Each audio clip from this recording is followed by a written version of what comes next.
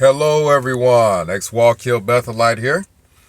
And I believe that Jehovah's Witnesses can be woken up from indoctrination. As a matter of fact, to take it a step further, I think any Jehovah's Witness can be woken up from indoctrination. It's just understanding that the mind is inquisitive, and just like certain concepts and generalizations can become acceptable to the mind, especially through information bias, things that make a person feel good, things that that person is particularly attracted to as far as that religion or that cult. That thing that is acceptable to the mind can become unacceptable. So one thing we need to know is what in particular has a grasp on that person, our loved ones, our family, our friends, that attracts them in specific to the cult. Just like if you were doing surgery, you need to know what part of the body to do surgery on. You're not going to just start opening things up, cutting all over the body to try to go and find what you're looking for. You need to know before surgery starts what part of the body you're working on. The same is true with Jehovah's Witnesses. You want to know, especially with loved ones. I'm particularly talking about loved ones, because I understand that people can go to a Kingdom Hall and just yell, JW.org, child molestation, Australian Royal Commission, and just hope that it falls on accepting ears. Just hope that that is enough to get people to search. However, it's very different when we're talking about loved ones. Because with loved ones, you oftentimes don't want to just take a shot in the dark. Because just like with surgery, you don't want to hit a vein. You don't want to cut into the wrong spot. You do that, and that person isn't going to trust you anymore. It's going to be very hard for you to attempt another incision. So with the people that, they go to the Kingdom Halls and they called hall crashing, that can be effective when you're trying to wake up people in mass. Some may wake up, some may not, but you're giving it a shot. The people that go to the conventions with the bullhorns and they may yell out different things about the doctrine. You're trying to wake up people in mass. You're hitting everybody with certain things that you think will wake people up, hoping that just by the percentages, some will wake up. But when you're dealing with a loved one, you want to be a little bit more precise. So you can use me for an example. Briefly, I was as indoctrinated as a Jehovah's Witness as anybody could be. My sister Andrea does videos. You can ask her. I was as indoctrinated a Jehovah's Witness as anybody could possibly be. I ate, breathed, slept it. I couldn't study it no more. I mean, you can only study something every waking hour, and that's what I did. What was the key for me waking up? It's the same thing that we've been discussing this whole time. The mind grabs hold of certain concepts, and these concepts are attached to our emotions. They make us feel good. So for me, it was Bethel, right? So I could see wrongdoing in North congregation. I was at other congregations, Central. I could see wrongdoing in Central congregation by elders in both halls. None of it would have woken me up. I can hear about all kinds of different things going on in the local congregations. None of it would have woken me up because that wasn't where I was affected by the cult. I was affected, or my mind grabbed hold of the concept that Bethel is where Jehovah is primarily working. Bethel is what we want to seek to be like. Bethel is the example, not the congregations, not the people here. Bethel isn't perfect, but Bethel is as close to as perfect as something could possibly be. Now, just like the mind was satisfied. Now, change what my indoctrination point was to any other indoctrination point that anybody else may have. And I believe you have the same result. Is that satisfied the mind and it satisfied the heart. I could read Watchtowers and almost become teary-eyed thinking about where it came from. All those people at Bethel working so hard and, being as close as possible to what we all want to be emulating. Well, just like the mind became satisfied with that, the mind can become unsatisfied. And the mind can't help itself. So once I got to Bethel and saw that my indoctrination point wasn't true, the whole thing that got me in wasn't true, or something attacked, or there was an incision right at the heart of where I was indoctrinated, the mind then starts asking questions. The mind wants to be satisfied. The reason cults are effective is because the information doesn't necessarily have to be true, but the mind wants some information and wants to be satisfied.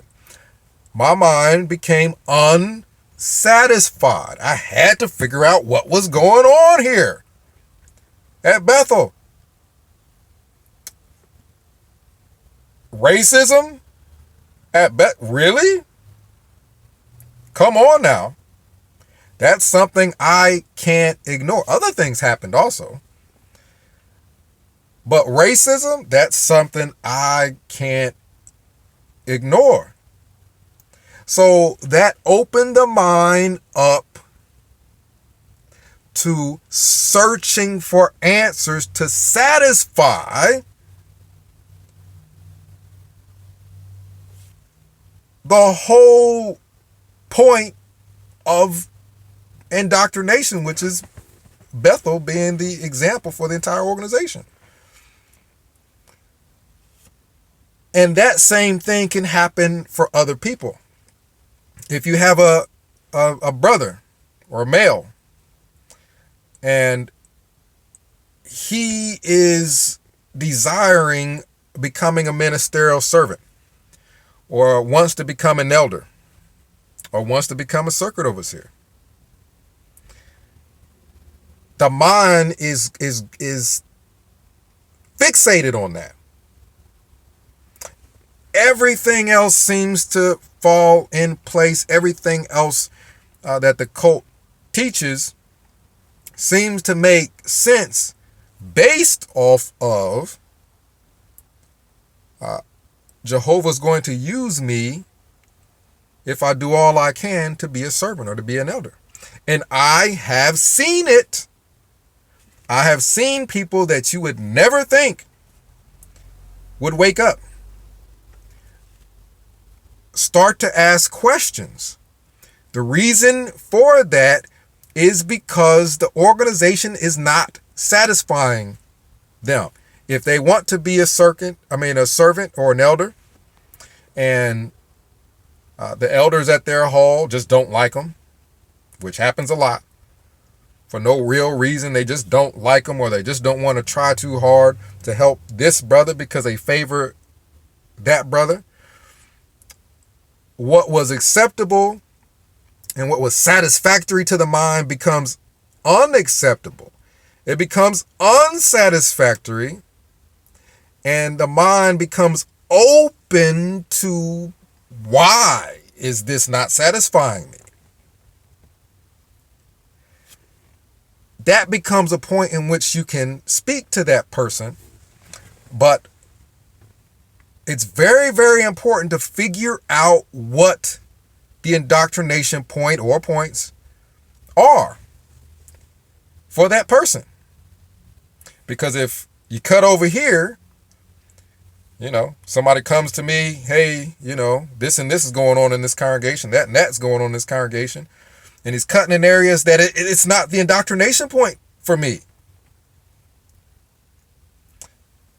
I'm more prone to defend the organization, one, and two, now I'm on guard and highly likely won't listen to anything else that you say. So it's important to figure out what the indoctrination point is for our loved ones. And I definitely think that if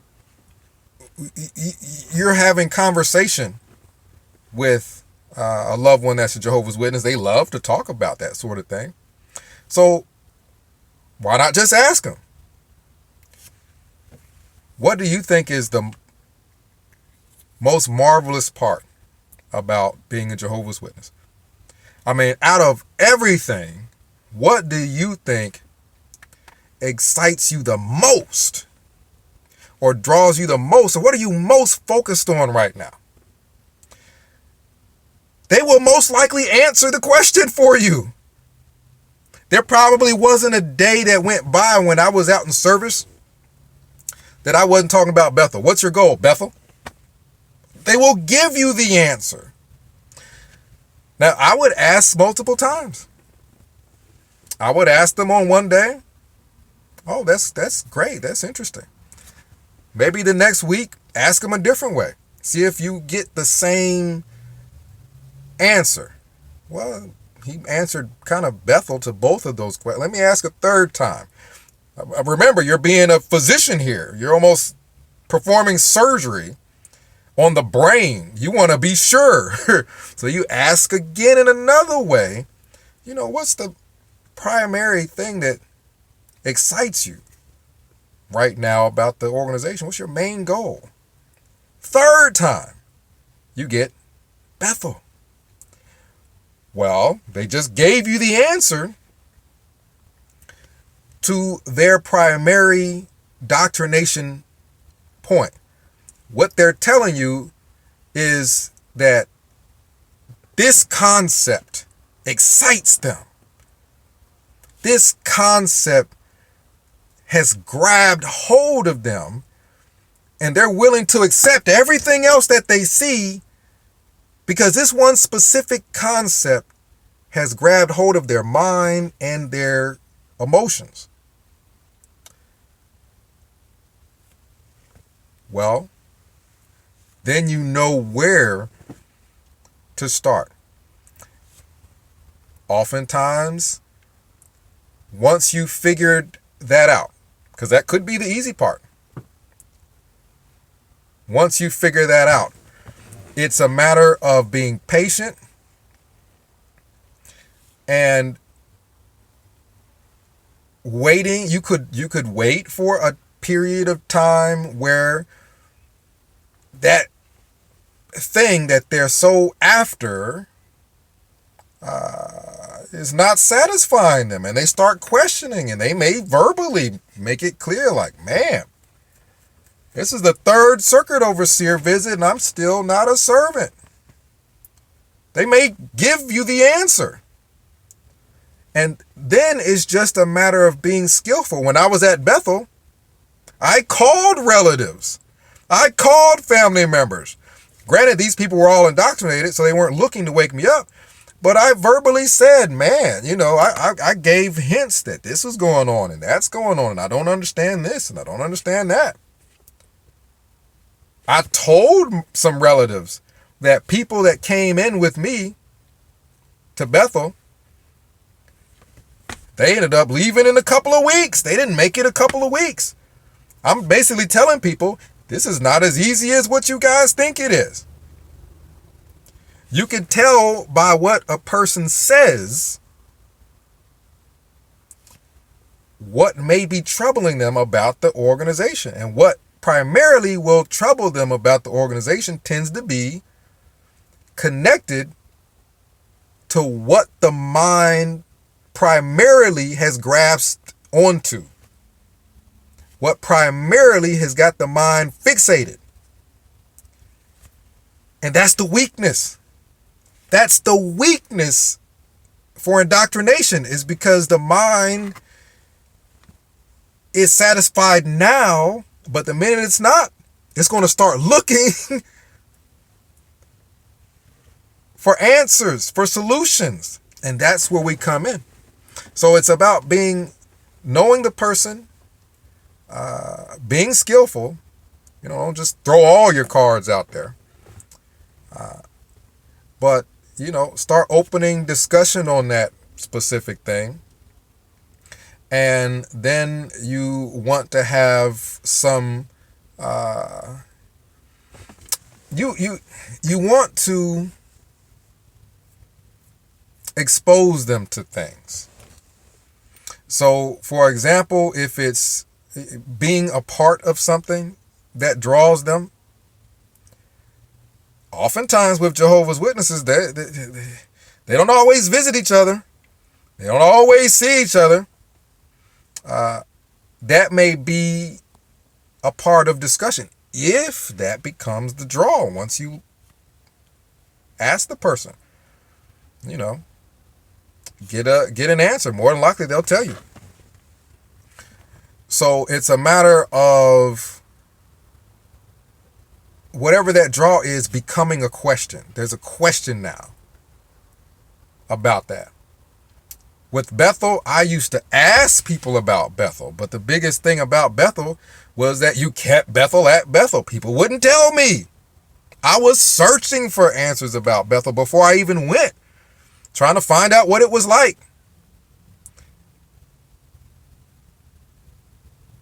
I'm a Jehovah's Witness that was as indoctrinated as you could be, and I am just putting it out there what my indoctrination point is.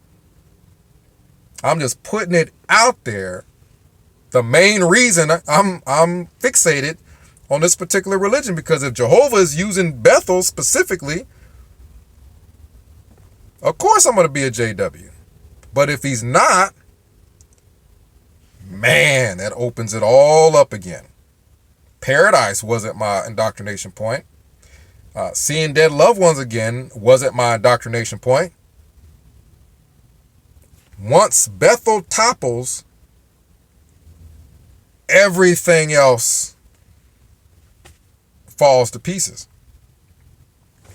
So 937-789-4029. Comment down below. Let me know what you think.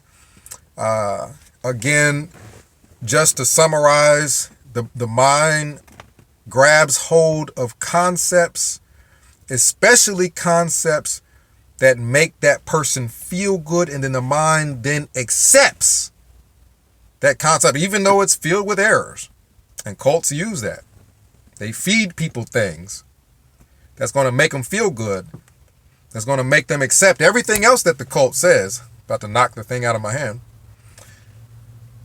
But then oftentimes that becomes a point of dissatisfaction.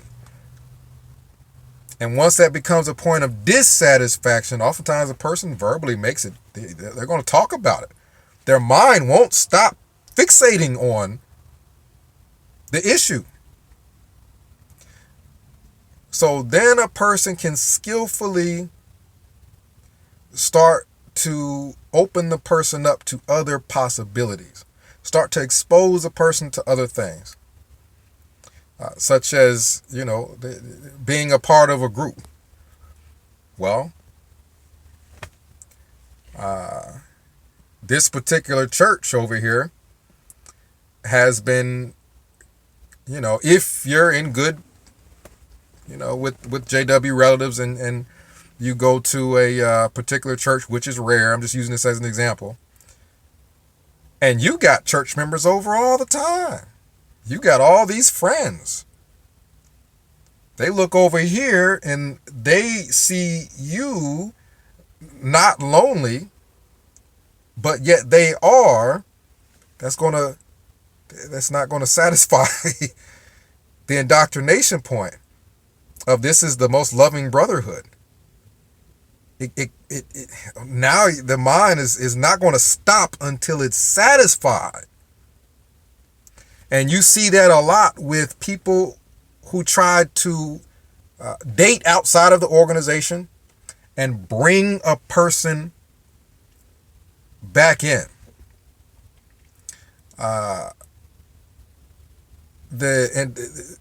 indoctrination is that you find someone that's in. This person isn't attracted to anybody that's in. The mind wasn't satisfied with that teaching. And it's not just the mind, but the heart also. Person doesn't want to be lonely. That doesn't feel good. So the mind then starts looking for solutions. I will date people outside of the organization and then try to bring them in, which oftentimes does not work. And the person ends up losing relationship after relationship after relationship, because after they got it started, now it's time for you to convert to a JW. I've seen women do it and I've seen men do it. Where the indoctrination won't work because this person is emotionally tied to wanting a mate. And all the judgment and everything else in the organization, especially a person that's been out or in and out, or a person that's been disfellowshipped in the past and they're kind of marked. This is an example of a crack in the indoctrination. How did that crack get there? The person desires a mate. They don't see anything that's satisfying that desire. There's going to be a point in which the organization is not satisfying something. Now, if that is their primary indoctrination point, bam. That's where you can open up discussion. Be careful with it. Don't just, it's a cult because they haven't appointed you yet. Be skillful. However, there's other things that while it may not be indoctrination point, it's so powerful. It's such a big part of being human that it becomes important enough that the mind starts searching, start trying to figure out, how do I satisfy this? And that is wanting a mate. You want a boyfriend, you want a girlfriend. You're not going to be satisfied with there just ain't nobody at the hall that I'm interested in. Or there ain't nobody at the hall that's going to talk to me because they're judgmental. That's not going to work. That indoctrination won't work. There's going to be a crack in the indoctrination. I desire a mate. I'm not just going to be happy and satisfied with, I just can't have one. So people then start going outside that indoctrination. In their mind, it is now okay to break the doctrine and start looking outside for a mate. So that can be a point where a person is open for discussion to a certain point, especially with the person that they're trying to bring in, because it's powerful. But then also, too, the other powerful point is whatever got them primarily fixated on Jehovah's Witnesses to begin with, because that's tied to the mind and heart and is very important. And the mind will not be satisfied unless that thing is being satisfied. Just like wanting a mate is powerful and is in the mind and in the heart. So comment down below. Let me know what you think. This is a very, very, people are different. So different situations are going to be different, but we want to open up discussion about waking up our loved ones. And I would love to practice or use these concepts to make sure that they work. I'm here thinking about, now I'm thinking about who I could work on as far as my relatives. And I'm almost 100% sure it would work, because if it worked on me, Bethel was my crisis of conscience. Reading Ray Fran's book helped a lot of people. For me, Bethel was Ray Fran's book. Everybody's not going to have a problem with racism going to Bethel, because everybody's not going to be African American going to Bethel, and everybody's not going to be in my specific department dealing with my specific overseer. So things are going to be different because every individual is different. Every individual's surroundings and everything else is different. So that's why we want to open it up for discussion. Comment down below. Let me know what you think. X Wall Kill Bethelite signing out.